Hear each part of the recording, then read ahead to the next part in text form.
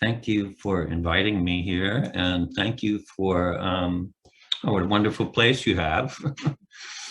um, and I guess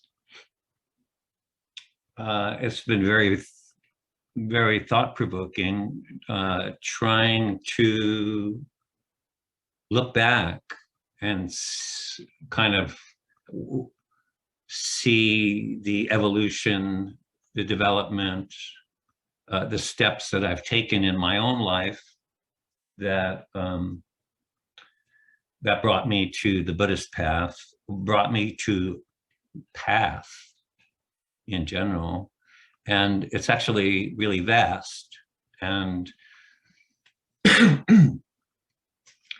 my sense is also, and I felt this for a long time, that even though there's sort of a personal narrative in this life, that's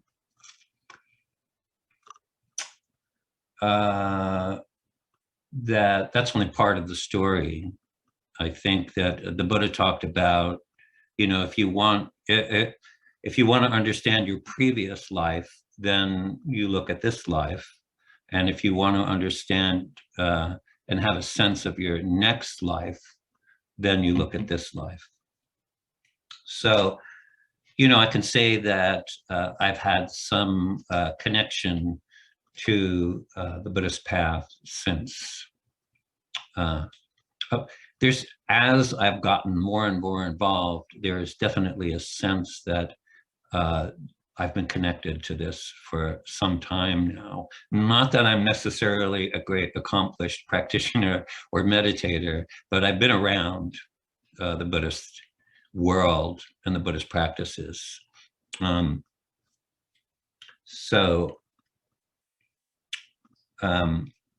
guess there are many things that I could talk about, but I think my entry into this world of being a practitioner of some sort was through psychedelics, and a lot of us, that was sort of an entry point that we began to experiment with mind-altering drugs and understanding that if you changed your mind, you could change your world.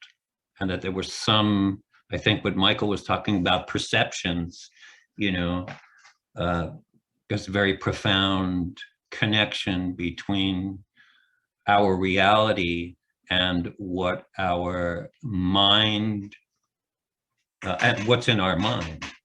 So psychedelics was very instructive to me, and it got me curious. And at a certain point, I think I couldn't carry on. So in that way, and I wanted to get actually more serious, I became very interested in mind, spirit, heart,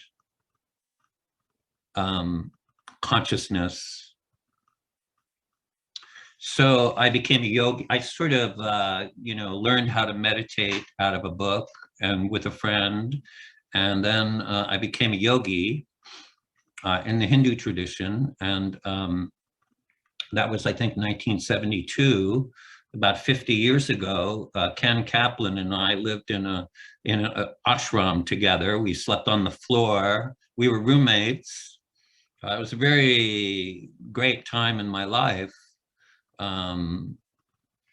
And so I practiced as a Hindu for about 4 or 5 years or so.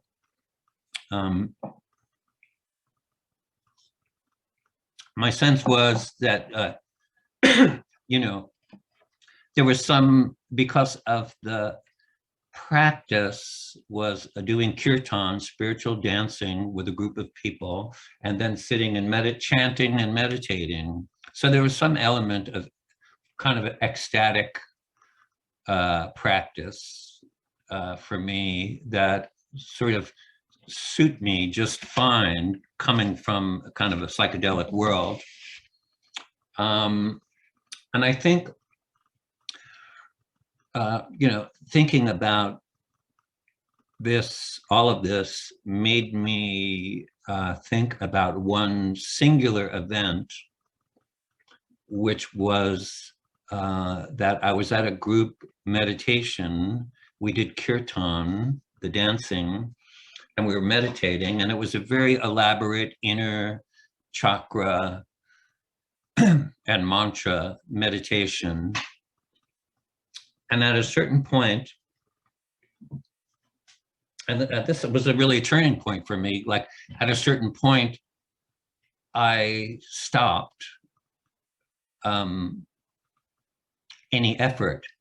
I stopped putting any effort into the meditation. It seemed like there was no point. Not that there was no point in meditating, but I had already kind of experienced something that it felt like constructing something, fabricating something, intentionally doing something was obscuring the simplicity of my experience of mind and heart. So I realized at that point, I did not know how to do nothing. And this was a problem. So that, I think, was a turning point. That's when I think I really became a practitioner at that moment, because not that I had arrived at this cosmic level of awareness, but that I had some sense that just being didn't require a lot of effort. And in fact, withdrawing effort, that the more I withdrew my effort and my manipulation and my, I don't want to contradict what Edgar Cayce says, but my intention, the clearer things became. So that was a problem. Anyway, in 1974, I went to Naropa Institute to practice and study with Ram Dass, who was teaching a course, and also the founder of Naropa Institute, Chogyam Trungpa Rinpoche, was teaching a course. He was teaching all summer, and Ram Dass taught half of the summer. Well, it was, I don't know if anyone knows about this event, but it was sort of in America, in the sort of American spirituality,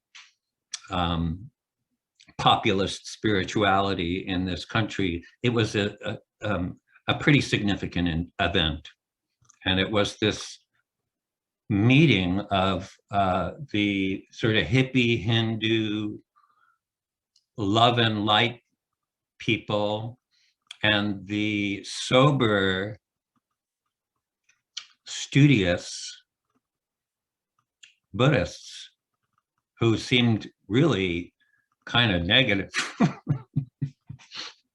to me. So it was called a great tennis match that Ram Dass would teach one day, and everyone was chanting, and there was incense in the air. And then Trungpa Rinpoche, who was a very significant teacher of Tibetan Buddhism in America and in the West, he wore, he didn't wear robes, he wore a business suit. And he was very sober. He was very businesslike. He was kind of a wild man. And I think I began to kind of go tack back and forth between the sort of Hindu approach, and little bit by bit, I was getting involved in the Buddhist approach. I wasn't quite sure yet. It took quite a few years, not quite a few, about 2 years for me to kind of become convinced of all this. And so Trungpa Rinpoche taught basic Buddhism. He taught what's in Buddhism, there are what's called 3 vehicles: the Hinayana vehicle, which is the basic foundation vehicle, the Mahayana, and the Vajrayana. And so he taught, over the course of the summer, he taught all 3 of those vehicles. In the Hinayana, so, you know, here he was talking about you don't exist, you know, selflessness, there is no self. And that's the kind of earmark of the Buddhist tradition, is non-self. Not that there isn't a self, but it's continually changing. There's no permanent, independent, and singular entity, which we can call a self. We do have experience of fluctuations in personality, as was mentioned, but we have this tendency to continually act as if it was permanent and singular. And this is what causes suffering. And suffering is a very large term. It could just mean anxiety and discomfort and being ill at ease, or it could also mean that because we are protecting and defending an individual's self, that we are creating immediately a dualistic situation, one which we have to continually reinforce this false notion of a self in opposition to something, or to seduce something into our experience, or to reject something. And this seduction and rejection causes problems. And hang on. So Trungpa Rinpoche taught really these kind of brass tacks, which I had never been exposed to. And it was really about understanding the ground of ego and trying to simply sit and see what you're made of, not trying to necessarily construct something or to travel anywhere, other than to actually become totally familiar with the ground that you're sitting on. And in this sense, you develop kind of what's called Maitri, friendliness, that over time, there's no resistance to what you are and who you are, and the struggle, this kind of struggle to protect and defend, just purely by seeing the ground and becoming non-judgmental, but experiencing the ground of your own mind moment to moment without any judgment eliminates some kind of struggle. So that's the sort of Hinayana notion. There are other, aspects to it in terms of developing discipline and understanding samsara, the dualistic, the painful world of dualism, understanding what samsara is, what causes samsara, and kind of saying, I'm going to do my best not to contribute to that web of problems, you know.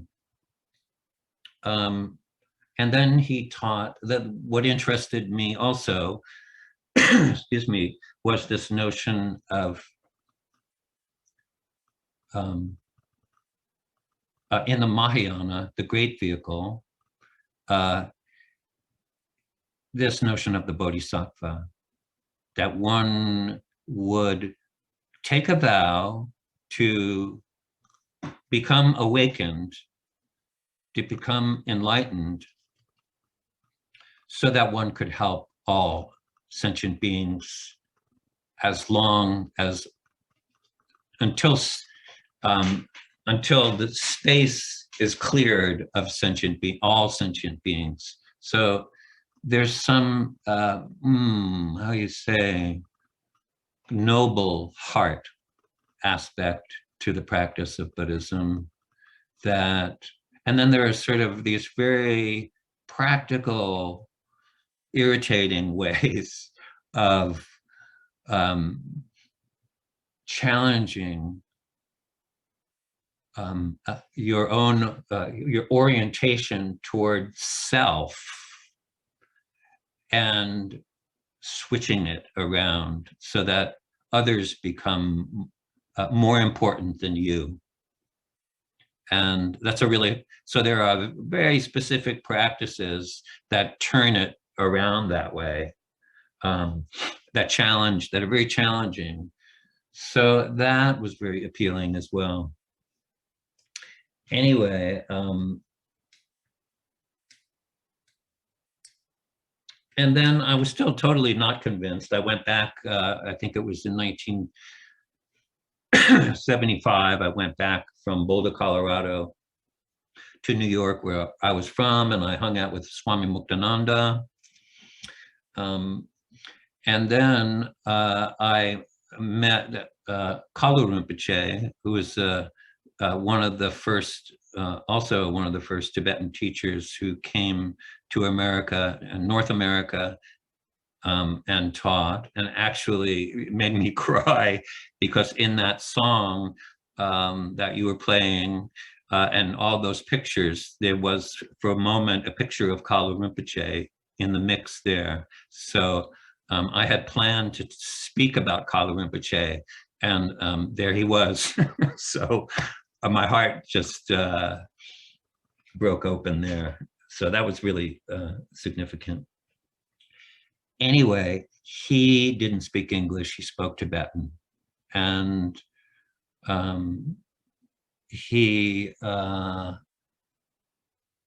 whereas Trungpa Rinpoche was very businesslike, Khaluru Rinpoche performed ceremonies and chanted in Tibetan and did the whole 9 yards, which was a different approach. Trungpa Rinpoche's approach was start from the beginning. You know, Trungpa Rinpoche was very concerned with what he termed spiritual materialism, that we would use spirituality in some way to establish some kind of ground for ourselves, a spiritual ground, but nevertheless, ground. So he didn't want to actually, his way of teaching was to actually not provide anything that might be co-opted as ego's ground, because ego is quite powerful and will co-opt, the Buddhist tradition, there's just, the path is endless, because there are all these subtle levels of the ego co-opting non-ego that one has to address over and over and over again. And it's very subtle. and arduous path. So there was Khaluru Pache. He was Tibetan, and he was chanting in Tibetan, speaking in Tibetan, and all of a sudden I had realized that I was home, that this was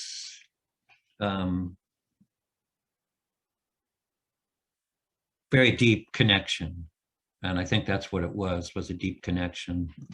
Over the years, you know, I've studied with quite a few Tibetan teachers, but there's this importance of lineage in the Tibetan tradition, in the Buddhist tradition as well. And so I understood, the more I practice and the more I'm connected to the Buddhist teachings and the Buddhist teachers, the more I realize that I'm part of this lineage. I will always be part of this lineage. And I have been part of this lineage in the past. So, yeah. So I don't really want to, I think there's a lot to talk about. Lately, I'm part of a Buddhist Zoom group, much like your group here, and we've been studying, excuse me, a number of us are in our 60s, 70s, and 80s. So we've been studying a lot of the Tibetan Book of the Dead, and a lot of teachings around what to do, how to practice while you're alive, so that you can do the practice when you're dying and after you're dead. So these are very profound teachings. But one of the views of these teachings are that we're continually coming to a fork in the road. In the Mahamudra tradition, it is said, you recognize the nature of mind, you're Buddha. You don't recognize the nature of mind, you're a sentient being stuck in samsara. So it all hinges, the practice and all the practices really are about, you know, supporting the recognition, the ability to see mind, see your nature, your true nature, and sustain it. And sustain it in meditation and sustain it in post-meditation. In fact, as it advances, there is no difference between meditation and post-meditation. In fact, you know, over time, you should be more, your meditation, your everyday life should be more like meditation. And when you're meditating, it should be like post-meditation. And it has to do with, you know, again, fabrication, intention, as Mike was talking about. A lot of these themes overlap, put in maybe different ways, maybe the same way, I don't know. So this notion of recognition of nature of mind, Buddha, non-recognition, sentient being, in samsara. So there's always this fork in the road, and that seems to be the most compact. Like, you know, I've been at this for a long time, but the most compact way of viewing the practice moment to moment in daily life is to consider that there's a fork in the road continually, and one would want to recognize that, and then recognize the nature of mind.